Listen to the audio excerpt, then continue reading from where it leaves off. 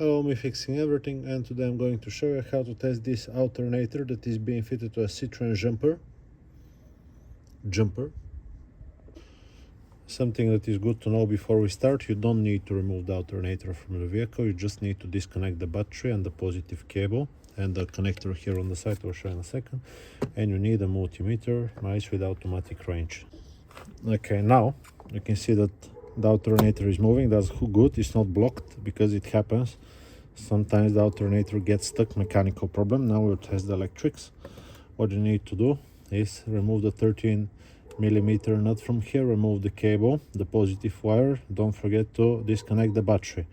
Remove the communication wire here, unplug it, and now here sometimes there is 8mm nut, sometimes there is not, sometimes there is like a retaining clips. This plastics gets removed like this. This is the voltage regulator. Remove it with 7mm socket, yeah, like this. Here usually there is a cap, this one goes to the side. Now quickly we're gonna check the rotor. You can see it right here, yeah. Usually you can see this when you look in your engine bay if you don't remove it. We're looking for 2 to 3 ohms when we get the probe. I'll just put it 2 ohms so it does not beep. If you see the screen, 2.5 ohms. From 2 to 3 ohms it's okay. Now it doesn't matter if it's this side, yeah, or the other side.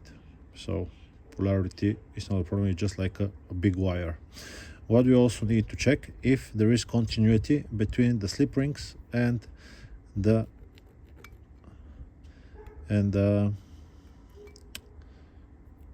casing of the alternator. This is 16 mega ohms, so that's okay. And now we'll check the other side. 17 mega ohms, that's perfectly fine.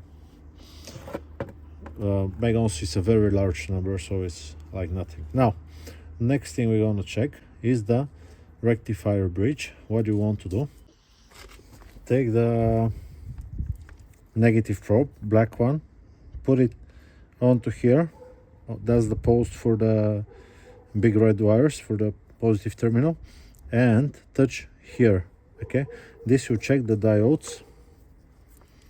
We're looking for 0.5, 0.45, it's okay. 4.5 is okay. 4.5 is okay. So that's the first 3. You can take the opposite and see that they don't go back. Nothing, nothing, nothing. If it beeps, it's a problem, and it's showing like a 0, 0. Now what you're gonna do is take the positive, yeah, put it here and touch it onto this side. Can you see these 3? 1, 2, and the third one. So this means the rectifier bridge is perfectly fine. You can take it again, black one, open, open, open, nothing. Good, so the rectifier bridge is okay. Next thing we're gonna check is the stator winding. We want to go on the side of them and hear them beep. But most importantly, we want to get on one of them, yeah, put the other one here and see nothing. If you hear beeping, it's going in the bin, yeah. If it's shorted to the wall, because it is possible, most possible if you ask me, it's going to the bin. So this is okay. This whole thing should work perfectly fine. Now you still might not have voltage coming and not charging. The last culprit will be this one. What you can do, which is not testing the alternator, but you can check the voltage that comes to the cable when the ignition is on. If you have 8 volts, it's definitely the voltage regulator. Unfortunately, other than the brushes, you can see these brushes are brand new.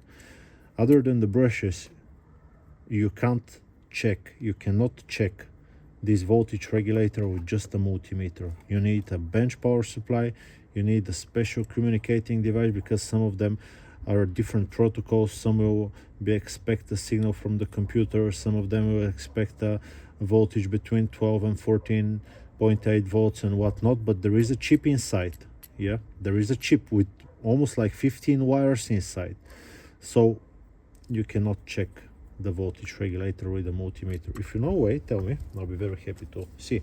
But that's generally what you can check on your alternator. Stator is okay, it's not shorted. Rotor is okay, it's not shorted. Rectifier bridge is okay. Brushes, look how long they are, perfectly fine. Other thing, it's the signal to the voltage regulator. I hope this video, and it turns. This one is not the best. Yeah, you can hear the bearing, but it does work. So that's how you can test. Some of them are 100 amperes, this is 170, some of them are a little bit less, but they're exactly the same. Yeah, I hope this video is being helpful to you. I'll just put it back now, and I will see you on to the next one. I'll be happy if you leave me a comment, or even if it's negative, I might not reply, but I'll still read it. That's it. Bye bye.